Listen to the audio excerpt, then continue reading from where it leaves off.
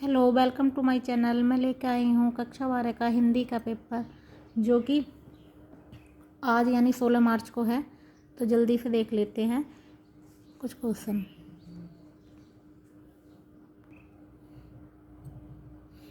अभिव्यक्ति और माध्यम पुस्तक पर आधारित। ठीक है, इस प्रकार के क्वेश्चन हर बार आते हैं जो कि पत्रकारिता, समाचार पत्र, इन सबसे जुड़े हुए होते हैं। तो देख लेते हैं कुछ MCQ फटाफट। पहला MCQ था, किसी घटना के दृश्य एवं प्रत्यक्षदर्शियों या संबंधित व्यक्तियों का कथन दिखा और सुनाकर खबर को प्रमाणिकता प्रदान करना क्या कहलाता है? तो उसको कहते हैं एंकर बाइट। ये आपसे पूछे जा सकते हैं, तो इसीलिए मैंने सभी के बारे में लिखा है। अब देख लेते हैं कि एंकर पैकेज क्या है। एंकर पैकेज है किसी खबर को विस्तार से पेश करने का तरीका। जब हम किसी खबर को विस्तार से पेश करते हैं, उसके बारे में सारी चीज़ें बताते हैं, तो उसको कहते हैं एंकर पैकेज। एंकर बाइट के बारे में यहाँ पर लिखा हुआ है, आप यहाँ से देख सकते हैं। उसके बाद एंकर विजुअल क्या है? तो समाचार पेश करने का वह तरीका जहाँ एंकर घटना की सूचना पढ़ता है और टीवी पर उससे जुड़े दृश्य चलते हैं। जैसे कि आपने देखा होगा, जब टीवी पर समाचार की प्रस्तुति होती है तो वही एंकर विजुअल है। उसके बाद देख लेते हैं ड्राई एंकर। ड्राई एंकर क्या है? यहाँ पर मैंने ACD डाल दिया है। तो ड्राई एंकर देख लेते हैं। इसमें एंकर बिना किसी दृश्य, वीडियो या बाइट के सीधे खबर बताता है। केवल खबर सुनाई जाती है या बताई जाती है, उसमें ना कोई दृश्य ना कोई वीडियो दिखाया जाता है। अब देख लेते हैं क्वेश्चन नंबर 2 कैसे आया था इसमें। सेकंड इसका, कौन सा समाचार पत्र प्रिंट रूप में उपलब्ध न होकर केवल इंटरनेट पर ही उपलब्ध है?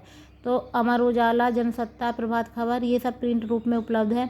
लेकिन प्रभात साक्षी, यहाँ पे प्रभात साक्षी लिखा हुआ है, ये प्रभात साक्षी है। प्रभात साक्षी इंटरनेट पर ही उपलब्ध है। अब इसका तीसरा, समाचार और फीचर पत्रकारिता लेखन के दो प्रमुख रूप हैं, परंतु दोनों में पर्याप्त अंतर है, अतः निम्नलिखित में से समाचार के लिए अनिवार्य नहीं है।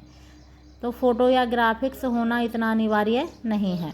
कुछ लेखक अपने वैचारिक रुझान और लेखन शैली के लिए पहचाने जाते हैं। ऐसी लोकप्रियता देखकर उन्हें नियमित लेखन का जिम्मा दिया जाता है। उस लेखन को कहा जाता है, तो उसको कहा जाता है स्तंभ लेखन। उन्हें जिम्मा दे देते हैं कि आपको समाचार पत्र में डेली कुछ ना कुछ अपना लिखना है। फीचर लेखन क्या है? तो फीचर लेखन जो होते हैं ये तथ्यों पर आधारित होते हैं और इसमें चित्र वगैरह भी शामिल होते हैं। चित्र वगैरह दिखाकर वहाँ की घटना के बारे में बताया जाता है। आलेख लेखन क्या है? किसी विषय पर गहराई से विश्लेषण करना। जब हम किसी विषय पर बिल्कुल गहराई से विश्लेषण करते हैं तो उसको कहते हैं आलेख लेखन। उसके बाद विचार परक लेखन। विचार परक लेखन क्या है? पत्रकार किसी विषय पर अपने निजी विचार और तर्क प्रस्तुत करते हैं। जैसे ऐसे पूछा जा सकता है कि वह लेखन कौन सा लेखन हो सकता है जिसमें पत्रकार किसी विषय पर अपने निजी तर्क और विचार प्रस्तुत करते हैं, वो बताते हैं कि ऐसा हो सकता था या ऐसा नहीं हो सकता था, कुछ भी, तो उसको कहेंगे विचार परक लेखन। पार्थ एक पत्रकार है। वह सामान्यतः समाचारों से आगे बढ़कर विज्ञान, प्रौद्योगिकी विषय से जुड़ी घटनाओं, मुद्दों और समस्याओं का बारीकी से विश्लेषण करते हैं। ठीक है तो पत्रकार, लेकिन इनसे विज्ञान से जुड़ी घटनाओं का भी वह बारीकी से विश्लेषण करता है।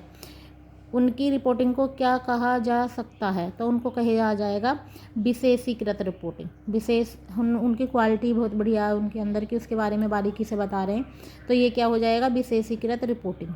इसमें देखो एक आया है बीट रिपोर्टिंग। बीट रिपोर्टिंग क्या होता है? किसी खास एक क्षेत्र का विशेष ज्ञान देने वाला।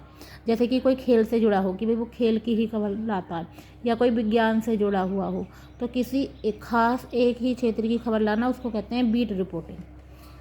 उसके बाद है फ्रीलांसिंग। फ्रीलांसिंग क्या है?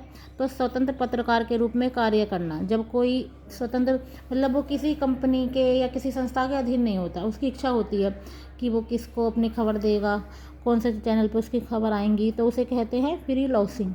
संपादकीय क्या है? किसी समाचार या पत्रिका का मुख्य लेख। इसे अखबार का दिल या आत्मा भी कहते हैं। ठीक है, संपादकीय। कभी कभी आपने देखा हो पेपर में लिखा होता है संपादक की कलम से, इस तरह से। तो संपादकीय एक ऐसा लेख होता है, उसे अखबार का दिल या आत्मा भी कहते हैं। तो इस प्रकार से आए थे जनसंचार से कुछ क्वेश्चन, और दिखा रही हूँ मैं आपको। अब देखिए, जैसे जनसंचार और सृजनात्मक लेखन पर आधारित प्रश्न पूछे गए थे, ये पुराना पेपर है। प्रातःकाल योग करते लोग, ये आप अपने पास से बहुत अच्छे से कर सकते हैं। मौसम की पहली बारिश बता सकते हैं। मेरी पसंदीदा कहानी। उसके बाद में ये कुछ क्वेश्चन पूछे गए थे।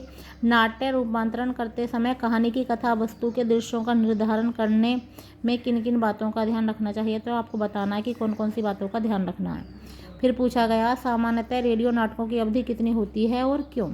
तो देखिए, जो रेडियो नाटक है उनकी अवधि होती है 15 से 30 मिनट, क्योंकि इसमें क्या होता है, केवल जो श्रोता होते हैं वो सुन रहे होते हैं, उसमें चित्र नहीं दिखा रहे, तो उसमें व्यक्ति जल्दी से उब जाता है, तो इसलिए उनका समय थोड़ा कम ही रखते हैं। तो 15 से 30 मिनट होता है। तो आपको बता देना है क्यों, क्योंकि जो श्रोता है यानी सुनने वाला है वो जल्दी से उब जाता है, वो उब ना जाए, उसका मनोरंजन होता रहे, तो इनकी अवधि 15 से 30 मिनट होती है रेडियो नाटकों की। उसके बाद पूछा गया है कि अप्रत्याशित लेखन किसे कहते हैं। तो अप्रत्याशित लेखन पूछा गया है इसमें। तो ऐसा लेखन जब आपसे किसी विषय पर तुरंत लिखने के लिए कह दिया जाए, बिना किसी तैयारी के किसी विषय पर लिखने को कहा जाए और आपकी पहले से कोई तैयारी ना हो, जैसे बारिश का एक दिन लिखो फटाफट बारिश के एक दिन पर, ऐसे। या फिर मुद्रित माध्यम की किन्हीं दो विशेषताओं का उल्लेख कीजिए। तो इसकी दो विशेषता हो जाएंगी स्थायित्व। देखिए, इसमें स्थायित्व होता है, आप जब चाहो जब अखबार को उठा के पढ़ लो, तो स्थायित्व है, रहेगा ये हमेशा। और उसके बाद विचार व विश्लेषण, इसमें विचार व विश्लेषण के लिए भी स्थान होता है। तो ये मुद्रित माध्यम की दो विशेषता हो सकती है। उसके बाद में देखना, ये क्वेश्चन पूछे थे इंटरनेट पत्रकारिता की लोकप्रियता के 3 कारण। तो ये आप सब बता सकते हैं भाई, इंटरनेट लोकप्रिय क्यों हो रहा है। ठीक है। पत्रकारीय विशेषज्ञता से क्या आशय है, यह व्यावसायिक विशेषज्ञता से किस रूप में भिन्न है। उसके बाद एक क्वेश्चन पूछा गया, साहित्य लेखन से समाचार लेखन की कला किस प्रकार भिन्न है। देखिए, साहित्य लेखन ये होता है जैसे कहानियाँ, उपन्यास, नाटक जो पढ़ते हैं, ये तो साहित्य लेखन है। और समाचार लेखन होता है डेली की खबरें देना, जैसे रोज़ समाचार पत्र आप सबके घर पर आते हैं, तो वो क्या है, समाचार पत्र है। तो इन दोनों में क्या अंतर है, एक दूसरे से ये कैसे अलग हैं, तो आपको अपने शब्दों में बता देना है। Thank you, have a nice day. आपका आज का पेपर बहुत अच्छा जाए।